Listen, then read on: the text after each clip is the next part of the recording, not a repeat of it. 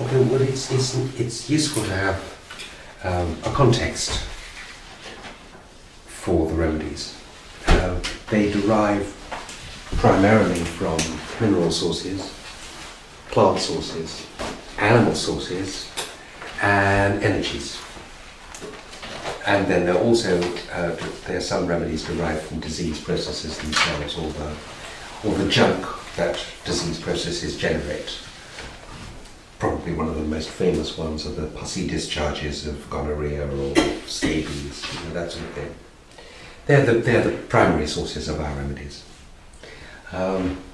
Sulphur, which we're going to talk about, belongs to the mineral kingdom. And the mineral kingdom is the stuff of the world from which everything derives. It's the primary source, isn't it, of plants and animals and so on. It's the building blocks. They're often called the building blocks.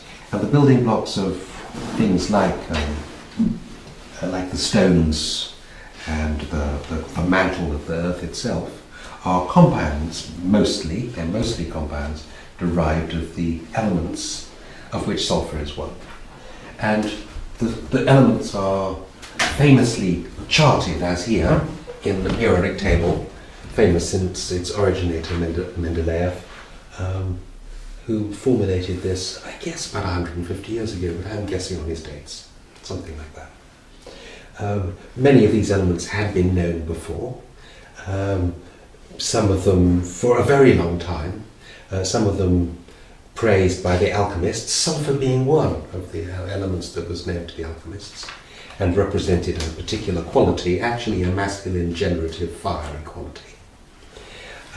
Hardly surprisingly, that's exactly what it is, you could say. The full table was only filled in relatively recently, some of the elements only having been discovered as little as 30 or 40 years ago. But sulphur is one that's been known for a long time, and it's here in the periodic table.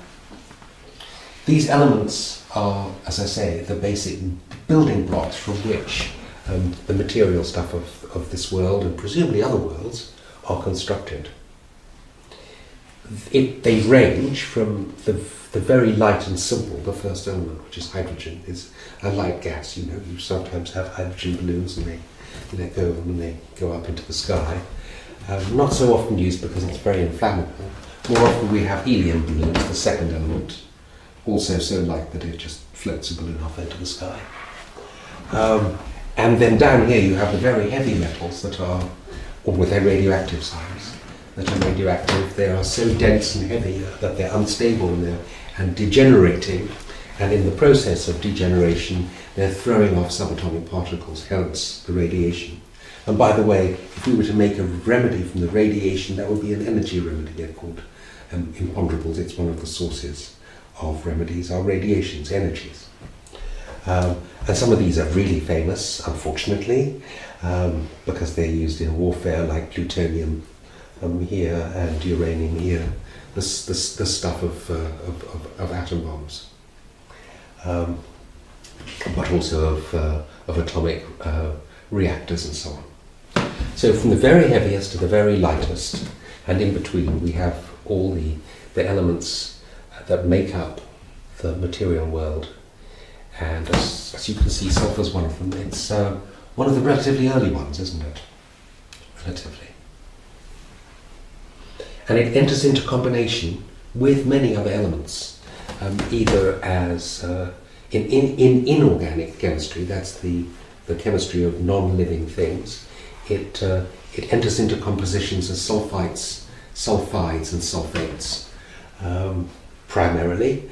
And with so many things, it's really reactive. It reacts with oxygen, so most of the salts that sulphur occurs in are compounds with oxygen, and then it makes salts with the metals, basically. So you could have things like sodium sulfate, or magnesium sulfate, or barium sulfate, or chromium sulfate, or iron sulfate, or lead sulfate, or bismuth sulfate, mercury sulfate, and so on. You can see there are lots of them. It's a huge family of chemicals containing sulfur. And that's actually one of the features of sulphur. It's very reactive and very able to make all sorts of different compounds.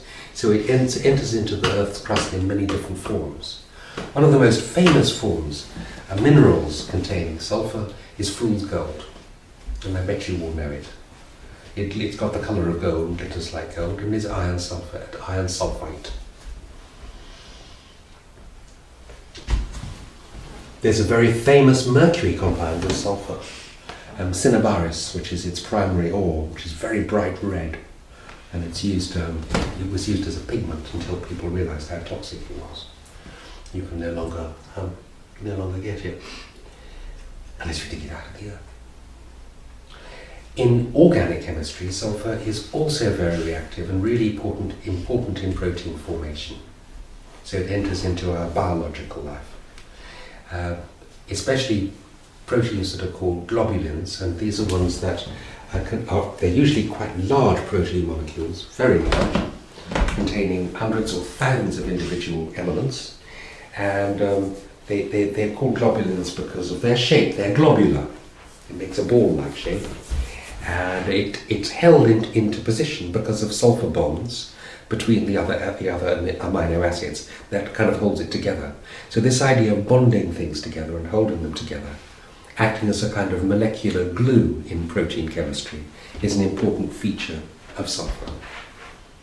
I'm telling you all of this because it bears upon the homeopathic sulphur that we use as a remedy. And the key word is joining. Joining things. I'm going to take this down now before it falls down, because we all know about blue tap and curly bits of cardboard.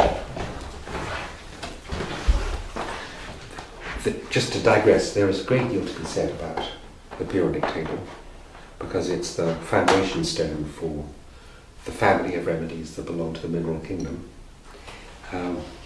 and to help us understand them and how to use them, this is going to come to our aid.